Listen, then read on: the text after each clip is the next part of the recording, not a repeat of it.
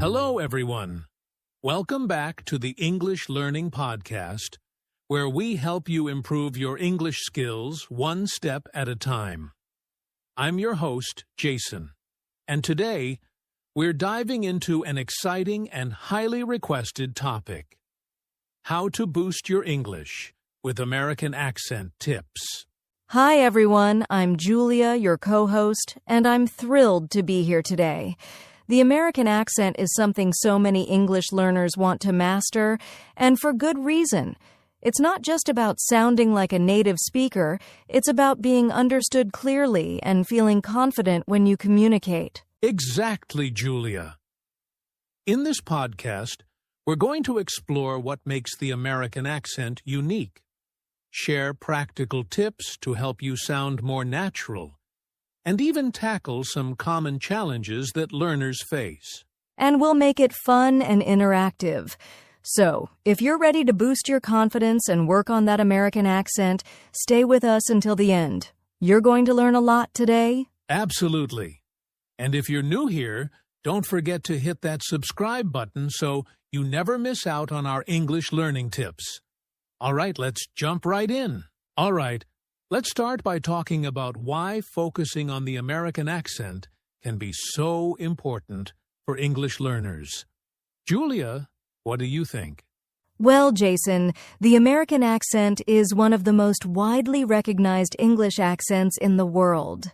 Think about it. Movies, TV shows, music, and even business communications often feature American English. So, mastering it can help learners connect with a global audience. That's a great point. It's not just about sounding American, though. A clear American accent helps people understand you more easily, whether you're speaking to someone in the U.S. or even someone from another country who's familiar with American English. Exactly. Plus, having a confident accent can make a huge difference in how you feel when speaking English. When you know you're being understood, it boosts your self-esteem, whether it's in a job interview, a presentation, or even just a casual conversation. Right. And it's not about being perfect or losing your unique identity. It's about clarity and communication. An accent is just one tool that makes your English more effective. I love that, Jason. And here's another interesting fact. Improving your accent can also sharpen your listening skills. When you practice the sounds and rhythm of American English, you naturally become better at understanding native speakers. That's true. So, learning the American accent isn't just for speaking. It's for listening, connecting, and communicating effectively. And the best part is, it's something anyone can learn with the right mindset and practice. Absolutely. So, if you've been thinking about improving your American accent, remember, it's not just about sounding like someone else. It's about becoming the best, clearest version of yourself in English. Well said, Julia. With that, let's dive into the specifics. In the next segment, we'll explore the key features of the American accent and how you can start practicing them today. Now that we've covered why the American accent is so important, let's break it down. What exactly makes the American accent unique? Julia, do you want to start with one of the key features? Sure, Jason. One of the most noticeable things about the American accent is how vowels are pronounced. American English has a lot of long, drawn-out vowels. For example, the word cat has a broader A sound compared to British English. And don't forget about the R sounds. They're much stronger and more pronounced in American English, like in car, water, or doctor. That's a great point. American English is what we call rhotic, meaning the R sound is emphasized even at the end of words. In contrast, in British English, that R is often silent. Try saying car the American way. Car. Exactly. Another key feature is the flap T sound. This is when the T in words like water or butter sounds more like a soft D. So instead of saying water, Americans often say water. Right. And that's something that can make your accent sound much more natural. It's subtle, but practicing this can really help. Another thing to note is the rhythm of American English. It has a clear stress pattern, with some words or syllables being emphasized more than others. That's true. For example, in the phrase, I'm going to the store, the stress naturally falls on going and store. The smaller words like I'm and to the R less emphasized and spoken quickly. Understanding this rhythm can make your speech sound more fluid. Good point, Julia. And let's not forget intonation, how the pitch of your voice rises and falls. In American English, we tend to use a rising intonation for yes or no questions like, "Are you coming?" But for statements, we use a falling intonation, like, "I'm going to the store." Intonation really makes a difference. Another unique aspect is the use of connected speech. Americans often link words together when speaking quickly. For example, instead of saying, "What do you want?" word by word, it sounds more like, "What do you want?" Yes, that can be challenging at first, but practicing these patterns helps a lot. So to summarize, focus on your vowels, the strong R sounds, the flap T, rhythm, intonation, and connected speech. Exactly. And don't worry about trying to perfect all of this at once. Start with one or two features, practice them, and gradually add more as you become comfortable. Great advice, Julia. Up next, we'll share some tips and exercises you can use to practice these features in your daily life. Stay tuned.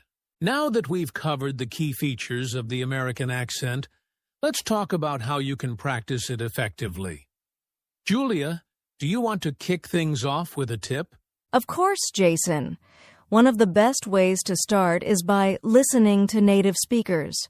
You can watch American movies, TV shows, or even YouTube videos. Pay close attention to how they pronounce words, their intonation, and how they connect words. That's a great tip, Julia.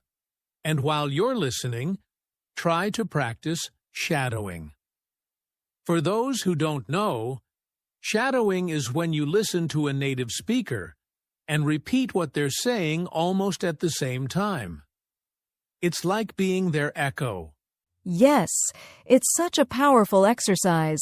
You're not only mimicking their words, but also their rhythm, tone, and stress patterns.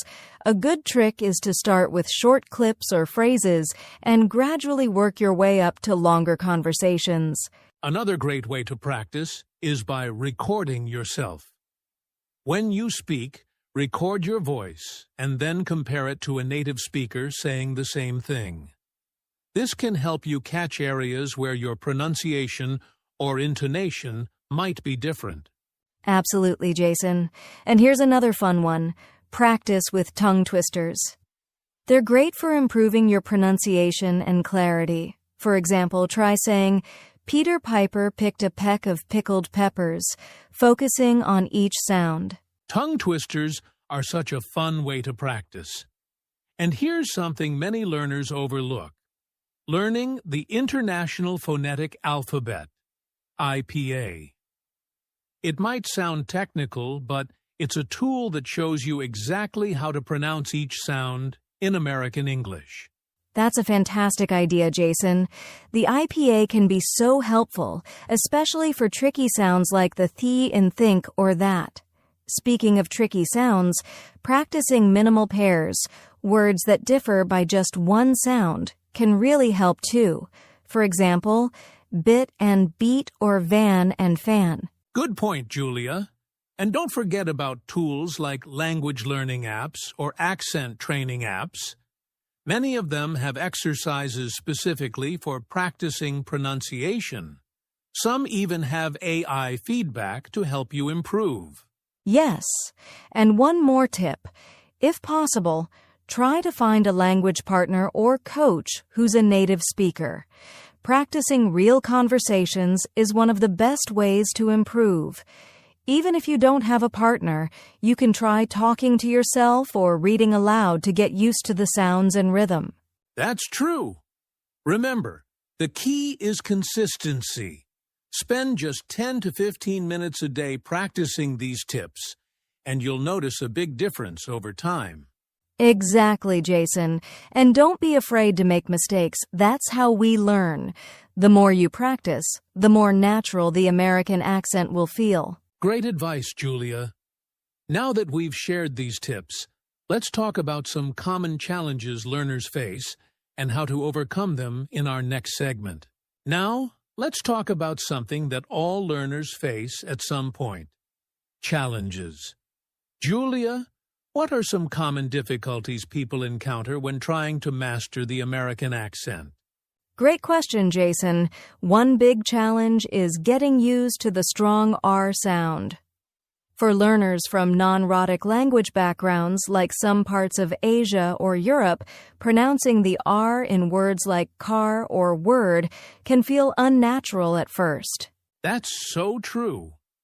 Another challenge is the flap T sound, where the T sounds like a soft D, as in water or butter.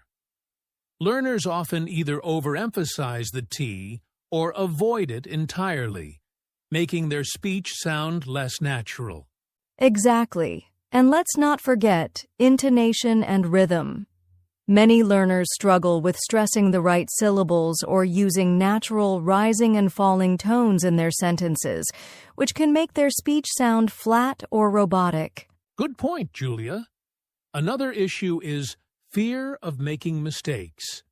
Sometimes learners are so worried about sounding wrong that they hold back from practicing. But the truth is, practice is the only way to get better. That's so important, Jason. And one more challenge is understanding connected speech. Words like going to becoming gonna can confuse learners, and they might struggle to replicate the same flow in their own speech. So true. But here's the good news. Every one of these challenges can be overcome with practice and patience. Start small. Focus on one area at a time, like the ER sound or rhythm, and gradually build from there. And don't be afraid to ask for feedback. Whether it's from a teacher, a language partner, or even an app, getting corrections is a great way to improve. Absolutely, Julia. Remember, it's not about perfection, it's about progress. With consistency and the right mindset, anyone can master these challenges. That's right. And in our final segment, we'll wrap things up with some final thoughts and encouragement to help you on your journey. Well, we've covered a lot today. From why the American accent matters, to its key features, practical tips, and even how to tackle common challenges. Julia, any final thoughts for our listeners? Absolutely, Jason. Remember, improving your accent isn't about losing your identity. It's about being understood and feeling confident when you communicate. Focus on progress, not perfection, and celebrate your small victories along the way. Well said, Julia. And to all our listeners, consistency is the key. Even just 10 to 15 minutes a day practicing your accent can lead to big improvements over time. Exactly. And don't forget, there are so many resources out there to help you. Movies, podcasts, apps, and even this one you're listening to right now. Speaking of resources, if you enjoyed today's podcast, be sure to subscribe to our channel and check out the other episodes in our playlist. We've got plenty of tips and conversations to help you on your English learning journey. And we'd love to hear from you. Let us know in the comments what tips you found helpful or what challenges you're facing. We're here to help. That's right. And don't forget to like this video and share it with anyone else who's learning English. Together, we can all improve. Thank you so much for joining us today. Keep practicing, stay positive, and we'll see you next time. Take care, everyone, and happy learning.